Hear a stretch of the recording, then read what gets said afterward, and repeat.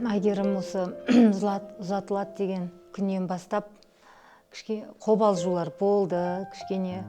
Осы қызым өзімнің өмірлік жарымды таптым, мама деп папасы екеумізге айтқан кезде қатты бір толқу болды, кішкене ұйықтай алмай қалған сәттерде болды.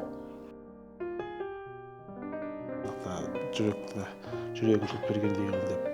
Оңай емес қыз беру, конечно, жат жұртқа. Бір бақыт тілейміз енді бәріне. Көңіліміз жақсы. Құдаларды көрдік, жылы жүзіден түңілме дейді. Өте қуаныштымын. Екі балаға рахметімізді айтамыз. Осындай алтын көпір салып, бізді құда қылып жатқан.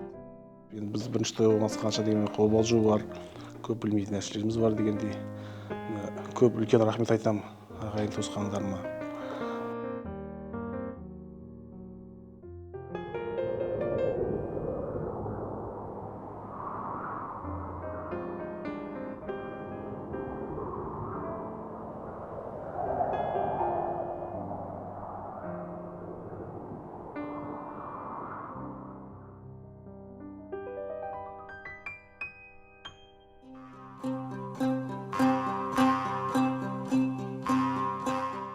Біз енді өзіміз бірнеше тойды көріп жатырмыз ғой, Атыркүл.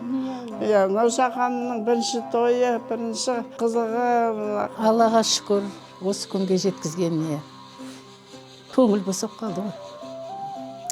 Кішкентай қызымыз бүгін ер жетіп, өзінің бақытын қалауын тауып, өзіне шаңырақ құруға қадам басайын деп тұр.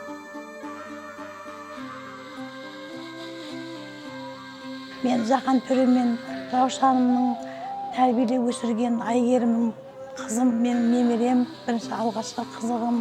Бүгін біз үлкен қадам басып, оқуын аман-есен бітіріп, жарын тауып, сонша алыс жаққа бармай, ауыл аралас жаққа құда жекжат болайық деп жатырмыз. Әкелёка дейтін біз еркелетіп, әкелёк деп жүргенде мұны бүгін енді мұны той болып жатыр. Мұны қазір Құдай қаласа құдаларды күтіп аламыз. Сол өзінің тенін тауып, өзінің бақытын тауып кетіп жатқанына біз ырзамыз.